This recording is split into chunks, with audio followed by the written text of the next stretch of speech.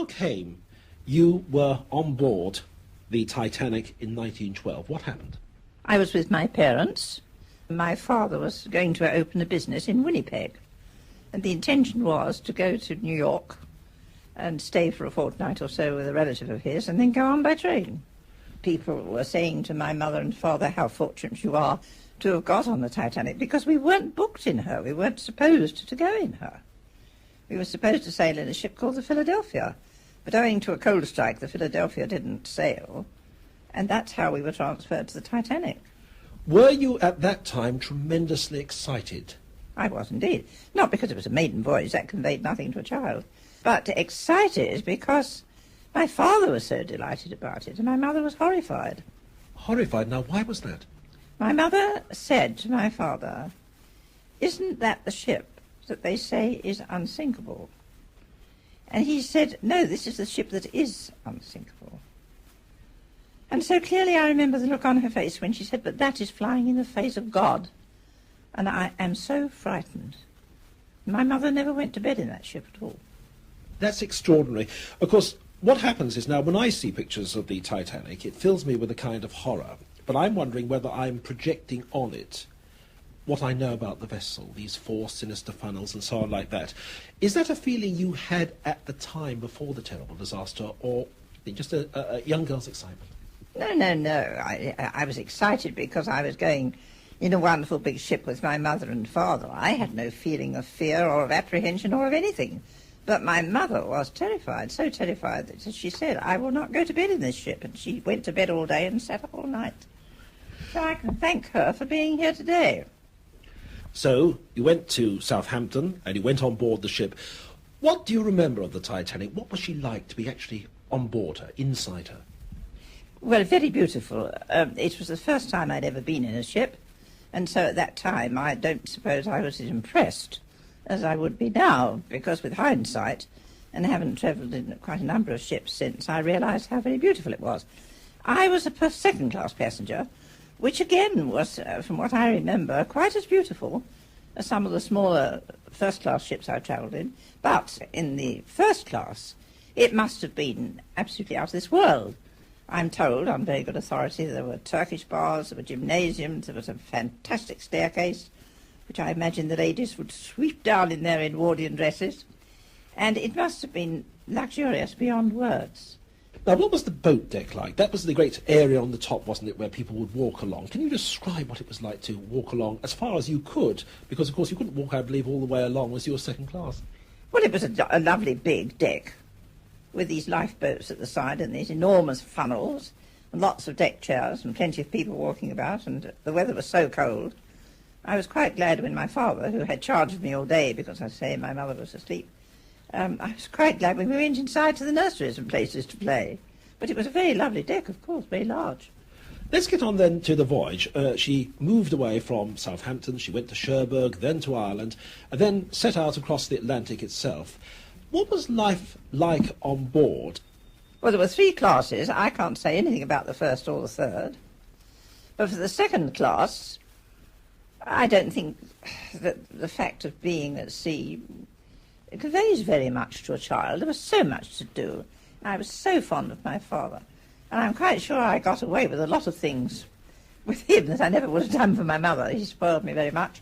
And the days went by and I was very happy. Did you by any chance, even though you were in second class, meet the captain? Oh, yes, I did. Captain Smith, he was on deck when my father and I were on deck. I imagine he went all over the ship. And he was very nice. He had a beard like my own grandfather, and he admired a doll I had. I had this beautifully dressed doll, and I had a big teddy bear too, which a lot of the children used to play with. And he admired my doll. I remember talking to him and my father telling me that he was the captain. In those days, they wouldn't have had a cinema. You said they had a nursery? Yes, a room where we played with dolls and rocking horses and things, yes. I don't know whether they called it a nursery, but it reminded me of my own. What about the dining room? Because the second-class dining room, looking at the plans now, we can see was huge. It stretched the whole width of the ship. It seemed to me to be very large, and looking at the plan, of course, it obviously was very large. I remember my father commenting on the food and saying how good it was, and there seems to be a copy of a second-class menu for luncheon, I think, on the Sunday, as she sang, on the Sunday night. I've seen that in so many books, but I can't say I remember eating it, obviously. Well, came the fatal day itself, which you said indeed was a Sunday. Have you any memories of that Sunday before she actually struck the iceberg, or was it just a pleasant Sunday? Or did you have services on board ship or anything like that? Most certainly I have very vivid memories of that Sunday, because my mother, who normally got me ready for breakfast and came and had breakfast and then went to bed for the rest of the day, my mother decided after breakfast that she wouldn't go to bed. She'd wait up for the church service, which was held in the second-class dining saloon. And she did, and we went to this church service. I thought that immediately after she would go to bed, but she decided to have lunch with us. So that was the last meal that the three of us ever had together, because, of course, by the time one had dinner at night, I was in bed. But we had lunch together, and I don't know. I can't say whether I felt any particular anything, except that it was the first time that she'd stayed up for lunch. And that I remember very clearly. And I got very friendly with a little dog, which I believe belonged to a very wealthy American, but it was being taken to America. The owner wasn't on board. And I got very friendly with this little dog and used to play with it. I used to have to go aft, I suppose, onto the third-class deck alone. And my father got friendly with one of the sailors who used to take me. And I remember playing with that little dog. And, of course, after the sinking, I was worried about that little dog. It wasn't saved, of course. But I remember that Sunday very well. Well, came the actual moment when she struck the iceberg, the Titanic struck the iceberg, which happened at 20 to 12 on Sunday night. Now, you were presumably in bed. Were you asleep? Were you awake? Or what? No, I was sound asleep. And my mother, of course, wasn't. And she said to my father, "You must go up on deck and see what's happened." And she'd had him up on deck the night before because she heard a noise, so he wasn't very happy about going up. But she absolutely pulled him out of bed. She wakened me and she said, "I'm going to dress you." But before she could do so, my father came back from going up onto the deck, and he said, "You'd better put this thick coat of mine on." That was all he said. And, you know, years afterwards, I would say to my mother, "When he came back, you didn't say to him, 'What was it?' Surely the normal thing to do would have been, if you sent someone to look for something, when they came back, to say, 'What is it?'" But she said I didn't have to ask him. I didn't know what it was. I only knew that it was this awful fear that had been with me. Anyway, she put this thick coat on, and he picked me up and wrapped a blanket round me. And we went up onto the boat deck. So, up onto the boat deck, and already quite a lot was happening. Within about 20 to 25 minutes, they were uncovering the boats. What can you remember of what you saw and heard up there at that time? I always query that they were doing that so quickly. It seemed a very long time to me, because my father said to my mother, "Stay here by this lifeboat, and I will go and find someone and see if we can find out what's happened." Because we were on the port side of the ship, and you know, don't you, that the impact was on the starboard side. And the superstructure of that ship with a huge funnel, it was very high. Standing on the deck, you couldn't see what had happened the other side unless you went either aft or forward and went round. And he came back quite quickly and said, "The ship has struck an iceberg." My mother didn't say, "I told you so," or anything like that. She just remained quite quietly. And then he went away again and came back and said, "I've been speaking to one of the officers and they are going to lower the boats, but you'll all be back on board for breakfast." And all that took place, which always makes me feel that 25 minutes isn't quite right, but I could be wrong. Anyway, they did, of course. Lower the boats, and my father had no difficulty in putting my mother and I in, because, as I say, we were there. But he made no attempt at all to get in himself. Was there a tremendous bustle? I mean, one's read so much now, it's part of the folk memory about the band playing, about the appalling sound of the steam being let off from the funnels. I mean, can you remember that? What do you remember about going on round you? I remember the steam. It terrified me for years. I remember the steam hissing. I remember some music playing, and I refute the fact that it was an orchestra. I'm quite sure in Bill McQuitty's film, A Night's Remember, when he featured 3 musicians, that was much more likely to be right. And Commander Boxall said so too. So it's not a band, and I think you'd have to be very close to hear it, and we were. I remember the fact that there didn't seem to be such a lot of people about when we got into the lifeboat, But then it seemed throngs of people were coming onto the deck, and when we were down in the water we could hear the people rushing about on the deck. And I'm sure that's when the panic must have started, when people got up onto the deck and found there wasn't a lifeboat there. As a 7-year-old child, were you frightened at that moment, or were you just curious? I was terrified. And you really knew that something appalling was happening, no doubt at that age at all? I would have been an idiot not to. Of course I knew. I wasn't certain what a shipwreck meant in effect, or how long it would be, but I was too terrified to do anything but shriek for my father, who I knew we'd left behind, and to be terrified of the whole thing. It was an extraordinary business, wasn't it? Because here we have a shipwreck taking place on an absolutely flat, calm night. Can you describe the scene? Here you are now in the lifeboat, and you're looking back. What did the Titanic actually look like before she actually sank? Well, before she sank, she was a very beautiful ship, stationary on the ocean with all her lights on. I don't know what the temperature was, except that it was dreadfully cold, but the sea was the calmest I think I've ever seen. It was the most starlit night I've ever seen. The sea was so calm, it was uncannily calm. And then gradually it seemed to me to sort of settle down in the water. You are so low on the ocean in a lifeboat that it's not very easy to gauge heights and distances. 4 parts of the ship dived down nose first, but I don't know how long it was, but it seemed a terribly long time. But even when that part went under the water, the lights were still on, you know. And I looked back and I just saw the whole of that tragedy. I saw that ship break in half, and all through these years when people have said it didn't, I still maintain that I was wide awake. I never closed my eyes again. And my mother also, a thoroughly sensible woman, used to say, of course it broke in half, and the front part went down and left the starn sticking up in the air in a horrifying fashion. And that gradually went down, turning over. I know that's a fact. But it was enormous. And even when we were so far away that she sank, and you get as far away as you can because of the suction, it was a tremendous ship. But I am absolutely convinced, of course, that she broke in half. There's no doubt about that. And the stern stuck up in the air for a long time, it seemed to me. Well, indeed, in the latest evidence which we've seen from the expedition, underwater expedition, we know that the stern is a considerable distance away from the bow. So, in other words, it could not have broken up just underwater. And the second thing is, according to Walter Lord's latest book called The Night Lives On, he quotes, I think, something like 16 witnesses who bear that out as well. That's right. My mother was perfectly firm about it. And as I say, she was a very calm, sensible sort of woman, and she was absolutely convinced about it, and so was I. Oh, I saw it. And over these years, people have talked to me and said, oh, no, you're quite wrong, you were too young to remember. I was not too young to remember. I was not too young to see a dreadful thing like that and never forget it, and I know it happened.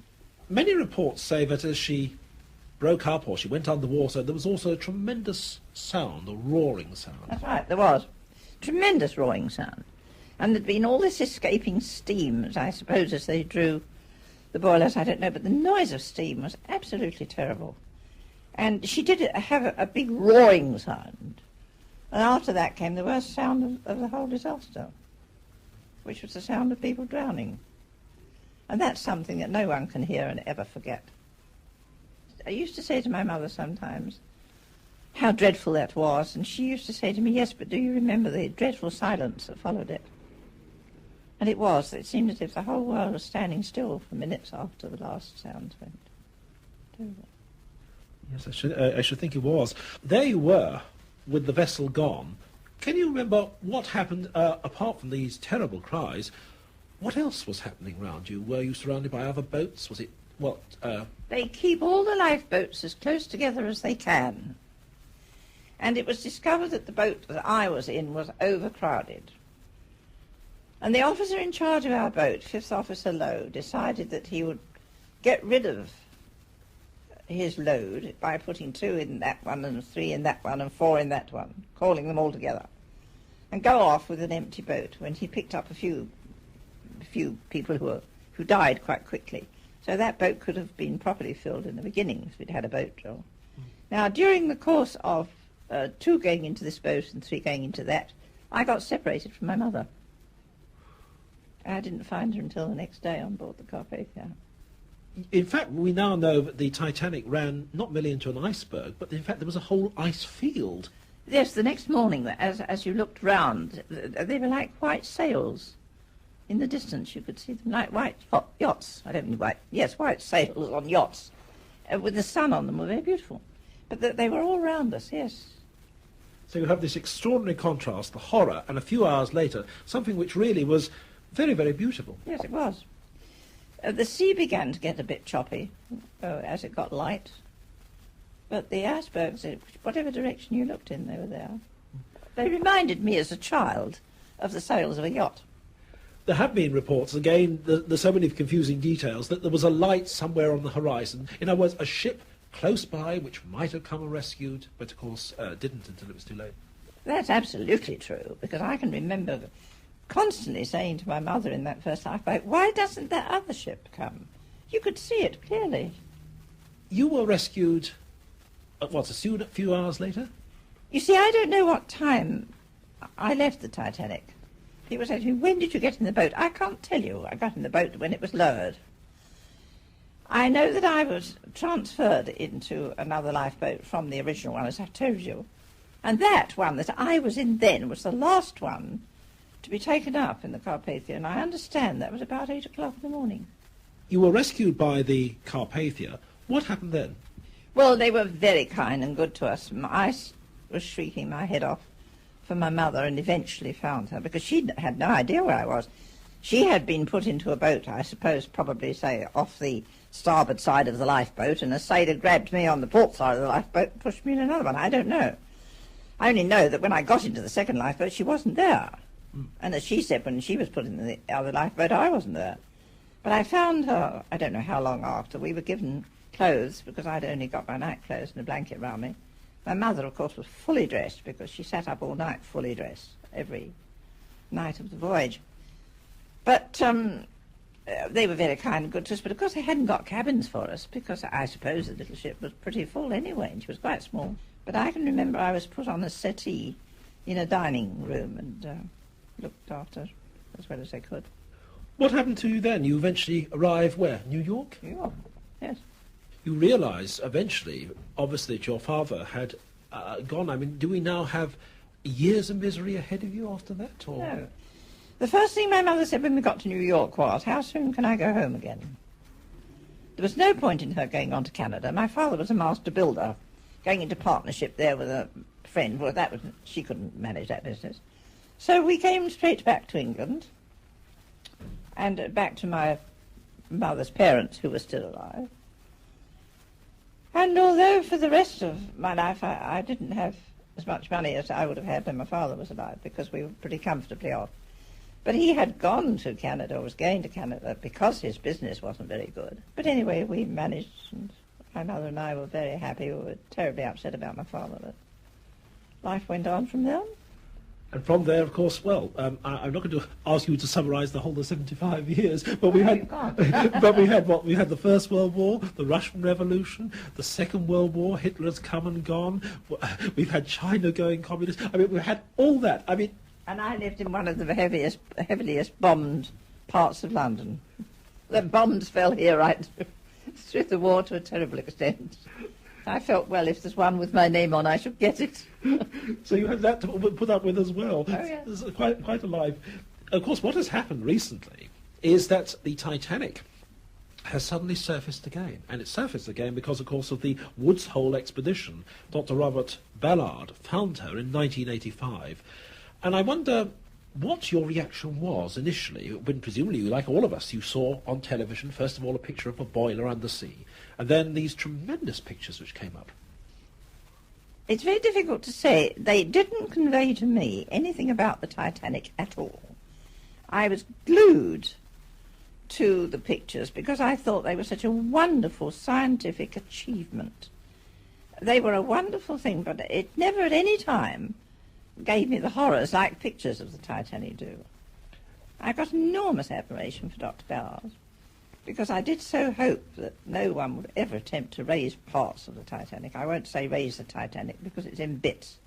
But I was so grateful about his attitude, and he has written to me, and I hope to meet him next month. And I felt it was wonderful, but it didn't upset me from the point of view of it being the Titanic. This is what I noticed different. I said, we've got one interview of you a few years ago in the BBC, a very short one, and at that time you couldn't, for example, describe the sinking. It so upset you, you said it sank, and that was it. Yeah. Whereas now you have given me a wonderful description, and you seem now at least to have been able to come to terms all these years later, at least be able to describe this event without being appalled. Well, you're obviously intellectually appalled, but mercifully you haven't been emotionally overcome by it now. Well, I've done so many television programmes in the last 10 years in, everywhere. Germany, France, Canada, America, Australia, Singapore. I've done so many for so long now. And as we've got so scarce on the ground, there's nobody around, I think that's helped me. Yes. It's almost, dare I say, it might have been almost a form of inadvertent therapy. I mean, possibly. Psychology. That's why I first went to sea. My mother died when I was 23, and from the time of the Titanic disaster until she died, I was so frightened I wouldn't go across the Isle of Wight. But when she died and I was entirely alone in the world, I went to sea as you say, a therapy. And although I wouldn't like to say I'm not frightened of the sea, I lost a lot of the horror. And I've been in many ships since, but I've never been in anything that was touching the Titanic for beauty. And she was so beautiful to look at, too. She was lovely. Did you actually have nightmares about this sort of, about the Titanic sinking? I had nightmares from the time it sank until I was 23. Terrible nightmares. And I used to waken in a terrible state and go to my mother's bedroom, and I saw her there, and I immediately calmed down. I didn't even waken up. If she was there, that was all right. When she died, I realised that these nightmares would get even worse. I hadn't got her to go to. And so I evolved what today is called a therapy, decided the only thing I could possibly do would be go to sea. And I didn't come out of my cabin for 4 days and nights. I was too frightened. But by that time, the stewardess realised I wasn't seasick. Absolutely made me get up on deck. And from that time onwards, I have travelled by sea until the war came. But of course, since the war, I fly. But it didn't cure me. But I've never had nightmares since. It cured the nightmares. When you go to see Dr. Ballard, what's going to happen? Do you know? Well, the Titanic Historical Society are having a convention in Delaware to not celebrate, I suppose, to commemorate the 75th anniversary of the disaster. And he is coming to that convention, and I am going. And I gather, I mean, we've already seen in the National Geographic magazine that he's been putting together some of his photographs. That's right. And presumably he's going to try and put together what, an enormous mosaic and perhaps a book? Possibly, yes. He told me in his letter that he hoped to see me at the convention and that he was working hard on some work for it. I don't quite know what. Here you are now, a pensioner, shall we say, in terms of age. A long time. And, I mean, are you in some ways now, having got through this terrible experience, enjoying it? Because now you're becoming, as it were, in your 70s and your 80s, a celebrity. You are a historic figure, aren't you? And I mean, I'm a page out of a history book, and there are days when the pages feel a bit tattered. The schools are doing all sorts of things about the Titanic projects, and I've been all over the place as recently as 2 days ago, talking at the schools, and I am astounded at the knowledge the children have of this disaster. And as you say, I've become almost a celebrity. Sometimes I quite enjoy it because I get asked to various nice dinners and things. Sometimes I get very bored. There was a period last year when I wasn't very well, and I was going out talking about it 4 nights a week for 5 weeks. And at the end of that time, if anybody mentioned Titanic to me, I just felt like saying, go away. but nonetheless, what must be fascinating is the reaction of children, because I suspect I've seen this happen, that young people, when one gets older, sometimes young people tend to regard elderly people as, well, either has-beens or what have you. But with something like this, of course, they do the very opposite, don't they? They do. That's perfectly true. Yes, the children are very, very knowledgeable about it, and very interested in it. And I always advise the schools when I go there, I say to them, try and get a copy of A Night to Remember and let the children see that, because it is the only film that's ever been made about the Titanic which is absolutely authentic. And Commander Boxhall was alive when that was made, as you know, and helped us with it. But I don't think there's any doubt the children should see that film and not these other stupid things that people have made. Very often I get a letter to say, got a copy of the film and showed it to the children. Did you ever think one day that the Titanic would actually be discovered? I mean... I didn't think so, no. There are many people who are talking about raising the Titanic, something which is obviously going to be much more difficult now. She's broken into pieces, the insides have been torn out, she is a shell. What's your feeling about the basic principle of raising her? I don't think she should be raised. I'm not the sort of person that goes and haunts people's graves. I look upon a grave as just a piece of earth in which there is a rotting body. That doesn't worry me very much. But in this case, 1,513 people died unnecessarily.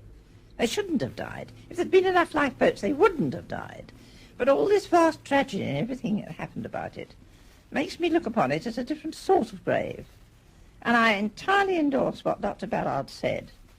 His actual words were, "It is quiet and peaceful, and a fitting place for the remains of this greatest of sea tragedies to rest. May it forever remain that way, and may God bless these found souls." And that's exactly how I feel about it.